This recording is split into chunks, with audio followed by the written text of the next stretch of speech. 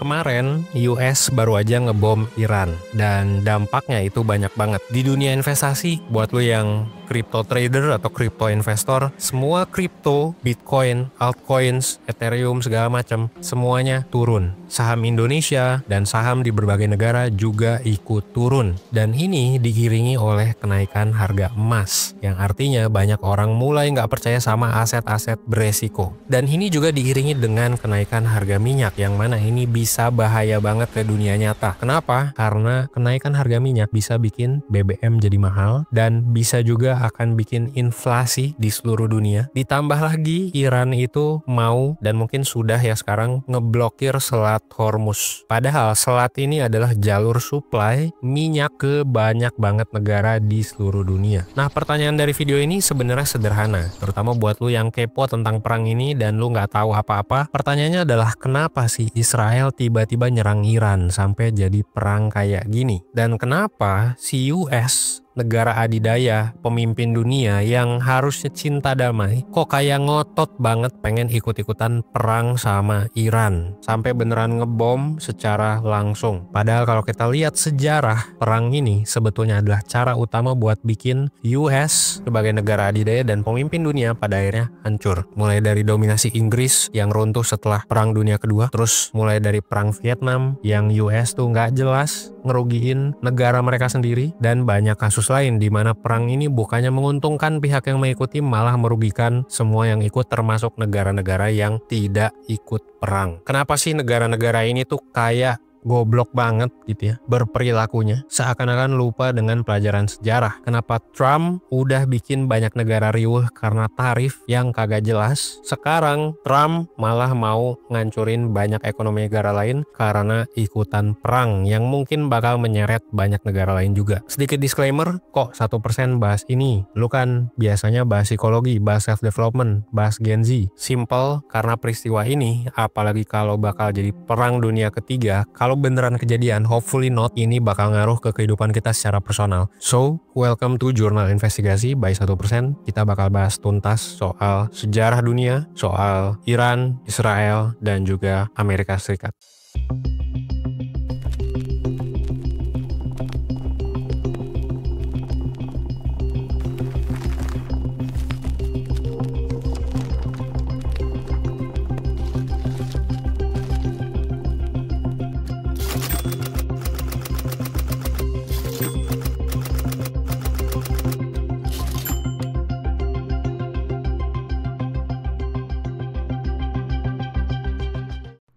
Oke guys, sebelum lanjut gue mau ngasih tahu info buat lo yang lagi ngerasa bingung, ngerasa stuck sama hidup akhir-akhir ini. Entah itu soal karir, pendidikan, hubungan, keluarga, pernikahan, atau hal-hal personal lainnya. Sekarang 1% tuh nyediain psikotes premium. Di dalam psikotes premium ada berbagai pilihan tes yang dirancang buat ngebantu lo lebih paham siapa sih diri lo sebenarnya, supaya lo bisa ngambil keputusan hidup lo dengan lebih baik. Psikotes ini tuh ngegabungin berbagai jenis tes psikologi profesional. Jadi setiap lo beli, lo bakal dapet beberapa psikotes, disatuin reportnya jadi puluhan halaman untuk hasil yang akurat dan personal. Lo bisa baca puluhan halaman ini, dan yang paling keren, kalau lo nggak ngerti atau lo ada pertanyaan, lo bisa dapet insight lanjutan lewat konsultasi bareng expert dari 1%, langsung berdasarkan hasil tes lo. Langsung aja kunjungi 1.bio/psikotes premium buat info lebih lanjut.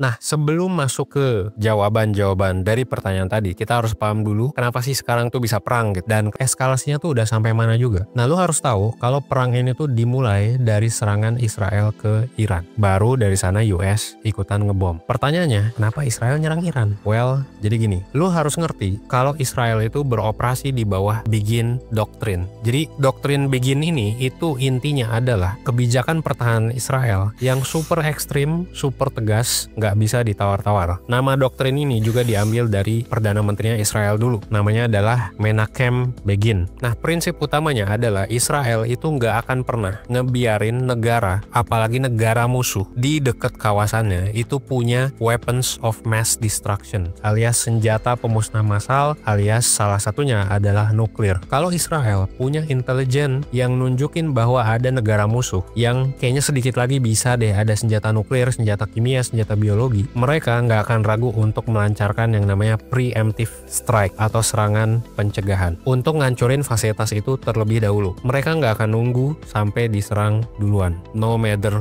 what. Dan kita nggak tahu sebenarnya ada nuklir apa enggak, kita nggak ada yang tahu. Tapi intinya bagi Israel, Iran itu adalah sebuah existential threat atau ancaman buat keberlangsungan hidup negara Israel menurut mereka. Jadi harus dicegah dengan cara apapun. Dan ini sebenarnya bukan serangan dadakan, karena eskalasinya itu udah mulai dari puluhan tahun yang lalu. Sebelum tahun 2025, sebelum tahun 2024, ini tuh udah mulai dari dulu. Dan lo harus tahu, sebelum 1979, itu Israel sama Iran itu teman baik, guys. Jadi di bawah pemerintahannya Shah Muhammad Reza Pahlavi, Iran itu adalah salah satu dari sedikit negara muslim yang mengakui Israel. Bahkan mereka sampai kerjasama di bidang militer, di bidang ekonomi. Kenapa mereka bisa berkuasa? Karena ya mereka adalah antek-antek US, guys. Jadi didukung sama Amerika Serikat. Tapi sampai tahun 1979 akhirnya ada titik balik sejarah. Jadi ada namanya revolusi Islam Iran. Jadi kepemimpinan si Shah ini itu digulingkan, gitu ya, digulingkan dari dalam, dari internal, dan digantikan sama Ayatullah Ruhollah Khomeini. Nah, Khomeini ini langsung memutus semua hubungan dengan Israel dan US. Dan bahkan mereka menyebut Israel itu sebagai setan kecil dan Amerika Serikat sebagai setan besar atau Big Satan. Dari sanalah udah kagak ada besti-bestian lagi ya antara Israel sama Iran. Nah, baru dari sana dari 1980-an sampai tahun 2000-an itu dimulai namanya perang proksi. Perang proksi itu apa? Jadi buat lo yang nggak tahu perang proksi adalah di mana dua negara itu saling musuhan, tapi mereka nggak berperang secara langsung satu sama lain. Nah, mereka itu menggunakan pihak ketiga atau yang kita bisa sebut sebagai proksi. Proksinya tuh apa? Bisa negara yang lebih kecil mereka suruh perang, bisa kelompok militer yang kecil mereka suruh perang, atau pemberontak atau misalnya bajak laut gitu ya, mereka suruh perang gitu. Dan dalam konteks Iran dan Israel, Iran itu ya mendanai lah bisa dibilang dan mendukung kelompok-kelompok kayak Hezbollah di Lebanon atau kelompok Houthi di Yaman dan kelompok-kelompok lainnya yang nyerang kepentingan Israel secara langsung. Israel juga ya sebenarnya berperang sama yang gua sebut barusan. Nah, ini terjadi terus sampai tahun 2020 gitu ya, dan yang paling gilanya sebenarnya adalah ketika US Trump itu membunuh jenderal top di Iran. Jadi lu bayangin ya, ada jenderal TNI ya, TNI-nya Iran itu dibunuh oleh US gitu, dan ini juga dibantu sama Israel untuk ngebunuh si jenderal tersebut. Dan dari sana itu udah makin panas, guys. Dari sana langsung bahkan ada serangan secara langsung, mulai dari saling nyerang kapal ya, kapal minyak, kapal kargo ya, dan lain-lain. Sampai 2024 ini mereka mulai serang-serangan, guys. Jadi di bulan April Israel itu melancarkan serangan udara gitu ya ke gedung konsulat Iran di Damaskus di Suriah. Nah, jadi ini juga menewaskan beberapa jenderal dari Korps Garda Revolusi Islamnya Iran, atau ya gue bisa bilang TNI-nya Iran lah. Dan ini sebenarnya adalah eskalasi yang sangat besar di bulan April karena bisa dibilang udah kayak mukul bos gengnya gitu, udah kayak ngebunuh bos gengnya Iran. Terus Iran juga balik nyerang dong, ya kan? Ya karena ibaratnya jenderal-jenderalnya udah dibunuhin dari tahun 2020 sampai 2024, ya diserang balik dong, ya kan? Dan akhirnya jadi konfrontasi langsung dari sana sejak bulan April 2024 sampai akhirnya ya 2025 mereka dapat data bahwa ada nuklir, dan sekarang US ikut-ikutan untuk ngebom. Pertanyaannya, kenapa sih US tiba-tiba ikut-ikutan ngebom dan ini bisa berpotensi jadi perang dunia ketiga? Kita bahas di chapter selanjutnya. Nah, supaya kita paham kenapa sih US itu kayak banget gitu, kayak kecanduan banget gitu sama konflik di Middle East atau Timur Tengah, kita harus ngelihat kalau US itu dipengaruhi oleh banyak pihak, baik dari internal maupun dari eksternal. Alasan pertama itu adalah karena di pemerintahan US di Washington, grup lobby pro-Israel itu kuat banget. Jadi kalau di US itu ada namanya ya lobbyist lah yang mempengaruhi hukum-hukum yang diterbitin di US, termasuk kebijakan-kebijakan. Nah, grup lobbyist yang pro-Israel itu kuat banget. Contohnya adalah ada organisasi namanya AIPAC, jadi American Israel Public Affairs Committee. Ini menurut data yang kita cari di internet gitu ya. Mereka tuh ngabisin jutaan dolar setiap tahunnya untuk ngelobi politisi-politisi biar pro-Israel. Ditambah lagi ada juga gerakan Christians United for Israel, CUFI, yang punya jutaan anggota loyal. Jadi nggak heran dua organisasi ini ngasih terus tekanan politik yang sangat kuat untuk membumi hanguskan Iran sebagai ancaman eksistensial bagi Israel. Apalagi ketika Trump menjabat. Nah, ini ada alasan kedua. Lu perlu tahu kalau Trump itu kan punya anak. Nah, anaknya nikah sama yang namanya Jared Kushner atau Kushner, gua nggak tahu. Tapi intinya ini adalah menantunya Trump, dan si Jared ini ibaratnya kayak bestie banget sama Netanyahu dan sama Pangeran Arab Saudi. Nah, makanya ketika Trump terpilih kembali, ini adalah skenario yang bisa jadi sangat mungkin buat US untuk menginvasi Iran. Dan ini jadi ada hubungannya sama Saudi Arabia atau Arab Saudi. Ini alasan ketiga. Jadi Arab Saudi, yang kita tahu Arab ini juga adalah, mungkin gua bilang aja, itu adalah antek-antek US juga. Jadi Arab itu sangat dekat lah dengan US hubungannya. Buat Arab, Iran itu adalah kompetitor ya. Jadi semacam musuh juga. Dan musuhnya ini bukan cuma musuh ekonomi, bukan cuma musuh politik, tapi juga soal ideologi. Ideologi apa? Ideologi Sunni versus Syiah. Nah, makanya Arab Saudi juga secara aktif ngedorong US untuk ngambil sikap militer yang agresif ke Iran. Dan ini juga, ini jadi alasan keempat, ini didukung oleh Abraham Accords. Jadi Abraham Accords itu adalah perjanjian damai yang digagas oleh lagi-lagi Donald Trump di tahun 2020. Intinya, Abraham Accords ini itu adalah untuk bikin negara-negara di Arab jadi bestinya Israel juga. Jadi temenan sama Israel. Jadi contohnya ya mulai dari mengakui kedaulatan Israel, bikin hubungan diplomatik, ekonomi, dan cultural secara resmi. Yang kita tahu ya semua negara-negara di Arab, siapa sih yang nggak benci Israel, ya kan? Itu tuh tabu banget untuk ngedukung Israel. Nah, tapi beberapa negara-negara Arab itu ikut sama perjanjian ini. Jadi ikut Abraham Accords ini. Nah, negara-negara yang menandatangani perjanjian ini ada 4. Ada Uni Emirat Arab, ada Bahrain, disusul oleh Sudan dan Maroko. Nah, Arab Saudi memang nggak ikutan si Abraham Accords ini. Tapi Arab Saudi sebenarnya bestian sama Uni Emirat Arab dan Bahrain. Ini adalah sekutu Arab Saudi yang sangat dekat gitu. Kita bisa bilang sejak saat ini tuh ada aliansi nggak resmi sebenarnya di Timur Tengah. Dan mustahil lah untuk Uni Emirat Arab dan juga Bahrain itu jadi bestian sama Israel tanpa izin dulu sama Arab Saudi. Musuhnya siapa? Satu-satunya ya musuhnya dari negara-negara di Arab ini ya Iran gitu. Jadi ibaratnya ada Israel, semua negara-negara Sunni yang kuat, musuhnya cuma satu, sisa Iran. Nah, ini yang bikin Trump itu nggak ragu buat ngebom Iran. Dan yang terakhir, alasan kelima, itu adalah ya yang namanya US. Itu kan negara nomor 1 di dunia. Mereka juga pengen berkuasa terus. Ibaratnya si US ini kayak kecanduan kekuasaan. Dia pengen menguasai semua wilayah di seluruh dunia. Biar nggak ada perubahan pemimpin dunia ya. Apalagi sampai sekarang, kita tahu ya, penjual belian perdagangan minyak itu dijual beli harus dalam bentuk USD atau US dollar. Atau kita sebut dengan petrodollar. Jadi kalau Iran bisa hilang, ya US bakal nyerang lah. Dan kita juga bisa ngelihat Trump di periode pertama, bukan sekarang ya, bukan 2025, bukan 2024. Trump itu udah ngelakuin banyak hal ya. Pertama, dia menarik diri dari kesepakatan nuklir sama Iran, yang tentunya ini bikin seneng para grup lobbyis yang tadi udah kita bahas. Yang kedua juga adalah pemindahan duta besar US ke Jerusalem, yang ini sangat memicu gesekan di Middle East. Dan ya tentu mereka juga tetap berhubungan mesra sama Arab, yang mana Arab itu adalah kompetitornya Iran. Dan yang paling gong adalah yang tadi gue udah bilang, bahwa Trump itu sudah membunuh salah satu jenderal besar Iran. Dia adalah Qasim Soleimani, yang adalah pemimpin IRGC ya di tahun 2020. Nah, buat lo yang bingung, sebenarnya IRGC itu apa sih, Van?